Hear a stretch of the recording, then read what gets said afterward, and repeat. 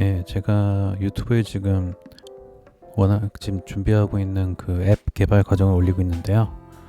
이번은 또 병렬적으로 제가 읽는 책들을 좀 같이 소개할까 해요. 어차피는 제가 개발만 하겠다는 것은 아니고 이제 그걸 가지고 서비스를 하겠다는 생각을 하고 있기 때문에 좀 이렇게 어떤 마케팅이든 영업 쪽 관련돼서 좀 도움이 될 만한 책을 읽고 그걸 바탕으로 앱 서비스를 진행해 볼까 합니다. 그래서 이제 책 하나씩 읽으면서 이제 좀 소개를 할까 하는데, 처음에 읽은 책이 장사의 신이라는 책이에요.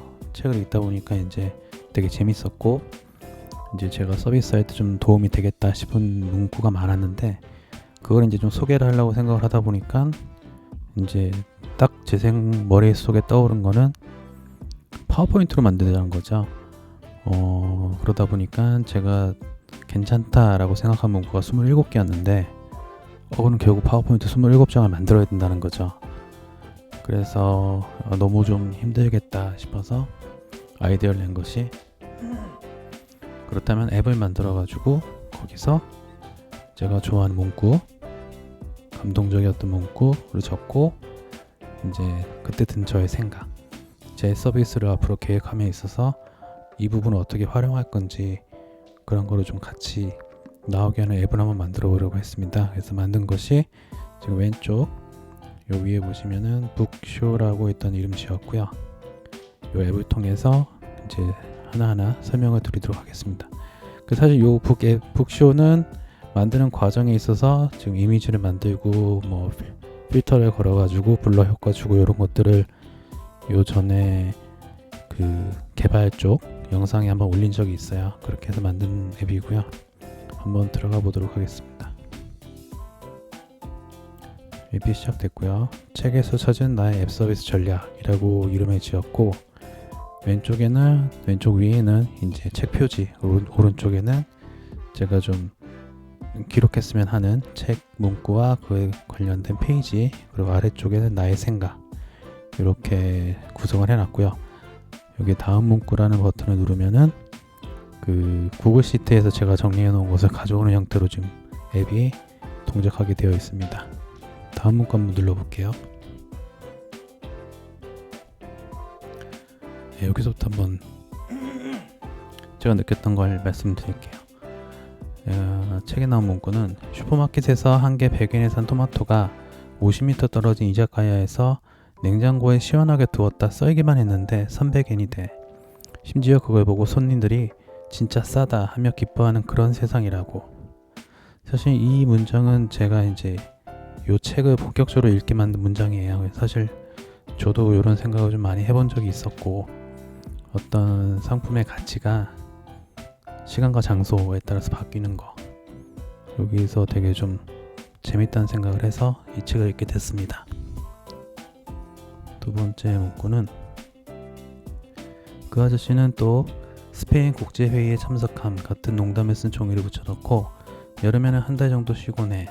가게에 에어컨이 없어서 자기가 더워서 그런다는 거야. 하루는 가게 단골처럼 보이는 고등학생들이 지나가다 그 벽보를 보고는 아, 오늘 쉬는구나.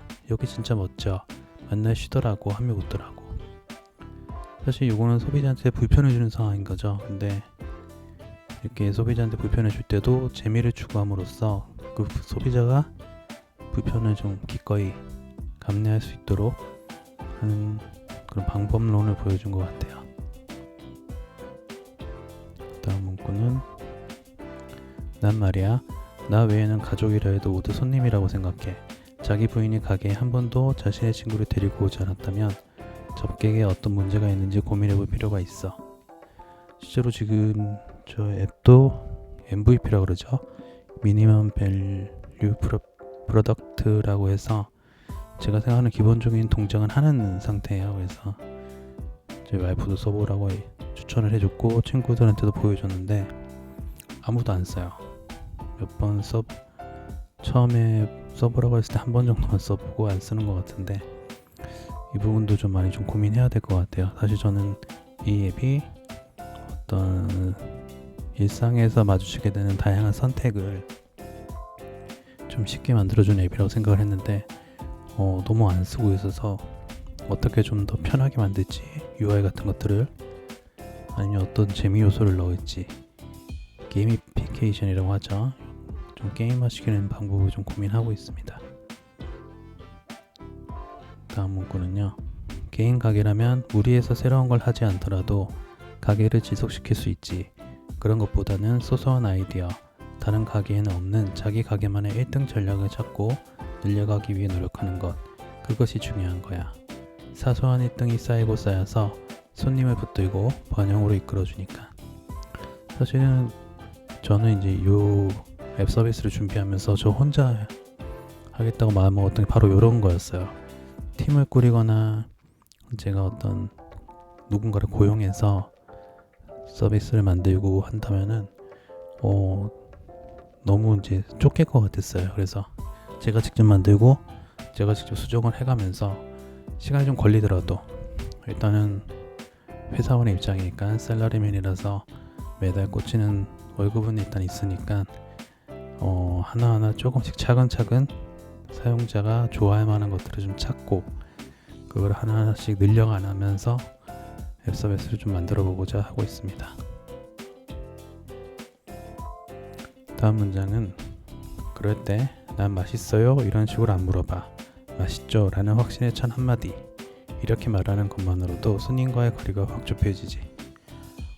되게 멋있는 표현 같아요. 그러니까 사람은 상대방이 어떤 똑같은 의미를 전달할 때도 어떤 식으로 얘기하느냐에 따라서 반응이 달라지잖아요. 그러니까 저도 뭐 하여튼 이런 경우 많으실 것 같은데, 그래서 앱 서비스, 누군가한테 어떤 상품이나 서비스를 제공하는 사람 스스로가 확신에 차 있는 모습을 보이지 못한다면은 그것을 받아들이는, 그것을 구매하는 소비자 역시도 긴가민가 할 수 있다는 거죠.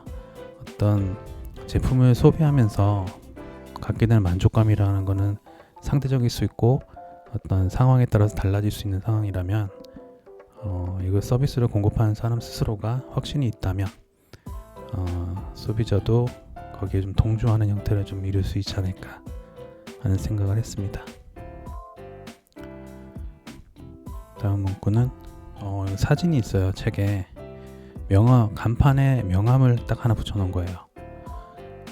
멀리서 보이지 않겠죠. 인적이 전혀 없는 곳에 있는 우리 가게. 나는 이렇게 명함 한 장을 판에 박아서 간판으로 만들었지. 그런 곳에 커다란 간판을 걸어봤자 소용이 없으니까. 얼마만큼 재미있게 하느냐, 그게 관건이야. 그렇죠. 이게 되게 인적이 드문 곳에 있는 가게였다고 소개가 됐고, 그런 곳이라면은 사실은 간판으로 승부를 볼 필요가 없겠죠. 어차피 거기까지 오는 사람들은 이미 그 위치를 알고 그 가게의 성격을 알고 올 테니까. 그래서 저 역시도 앱 서비스를 할 때 요즘 좀 계속 딜레마에 빠지는 건데, 자꾸 그 플러터가 이제 UI를 만드는 데 좀 유리한 언어이다 보니까 자꾸 유튜브에서 누가 예쁘게 만든 것은 그걸 따라해놓고 안 맞아서 다시 빼요. 이게 되게 좀 시간 낭비자, 이렇게 막 에너지 낭비를 하고 있는데, 이렇게 쓸데없는 데 힘쓰지 말고 오히려 그냥 재미 요소를 좀 찾는 방법, 내 시간을 좀 더 이제 투자하는 방법으로 좀 준비를 해볼까 하고 있습니다.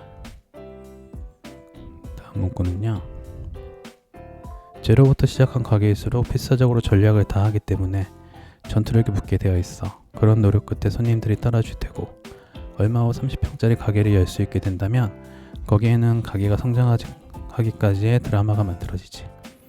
지금 제가 유튜브를 하는 것도 사실은 요 이유예요. 그러니까 저는 지금 제로부터 시작을 했고, 뭐 앞으로 성공을 할지 안 할지 모르겠지만, 만약에 내가 나중에 성공을 한다면은 요 하루하루의 기록들이 하나의 성장 드라마, 여기서 얘기하는 거는 저 똑같이 얘기했죠. 성장 드라마가 될 수 있을 거다 라는 생각을 하고 있어요. 그러니까 사실은 옛날에 싸이월드든 뭐 여러 가지 서비스들이 성공을 했을 때, 성공을 한 다음에 되돌아봤을 때는 하나하나 있었던 고난이든 어려움들이 희망과 꿈이 있다면은 당연히 이제 극복이 가능했을 것 같아요. 근데 실제로 성공이 있는 미래를 보지 못한 상황에서는 그렇게 느낄 수 없죠. 그래서 이렇게 미래를 모르는 상황에서 꾸준히 해나가는 하루하루를 좀 기록을 해보고자 하고 있습니다. 다음 문장은 손님과 서로 이름을 부르는 관계를 만드는 건 개업하고 바로일 때가 아주 좋아. 얘기를 걸 계기를 쉽게 만들 수 있거든. 그러니까 앱이든 뭐 여기서 말하는 가게도 마찬가지겠죠. 사용자가 소비자가 적을 때 관계 형성이 훨씬 유리한 것 같아요. 그래서 저도 앱을 만들고 나서 초반에 사용자가 좀 적을 때 사용자들한테 좀 많이 관심을 갖고 해서 그리고 그들의 이제 앱 내 활동을 좀 지원함으로써 관계를 좀 돈독하게 구축하고 그걸 좀 확장할 수 있는 형태로 서비스를 운영할까 하고 있습니다.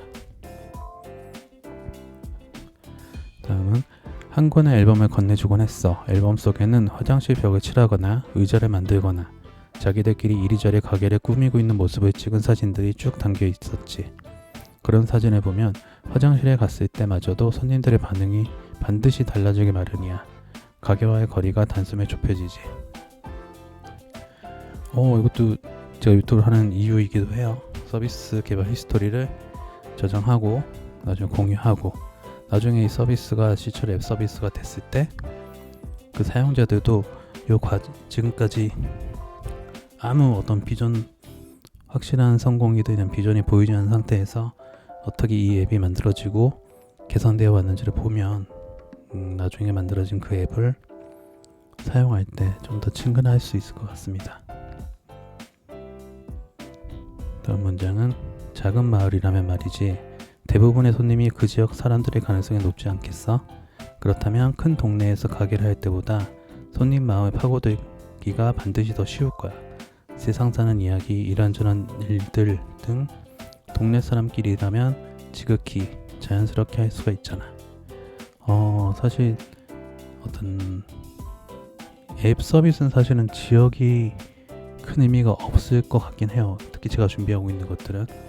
근데 어쨌든 처음에 사용자를 만들어내고 이제 확장하는 데 있어서 어떤 한 지역을 타겟으로 해서 지역 기반으로 이제 서비스를 좀 운영을 해볼까 하는 생각을 좀 하고 있어요. 그래서 저 역시도 제가 살고 있는 집 주변에 그쪽 지역을 맨 처음 타겟 지역으로 해서 이제 지역 기반으로 해서 사용자와 소통하고 그 기반으로 좀 확대해 나가는 형태를 좀 취하고자 합니다. 이게 지금 책 문구가 제가 27개를 정리했는데 10개 했는데 시간 13분이 넘었어요. 그래서 한번 끊고 다음 영상에서 좀 추가로 소개를 드리도록 하겠습니다.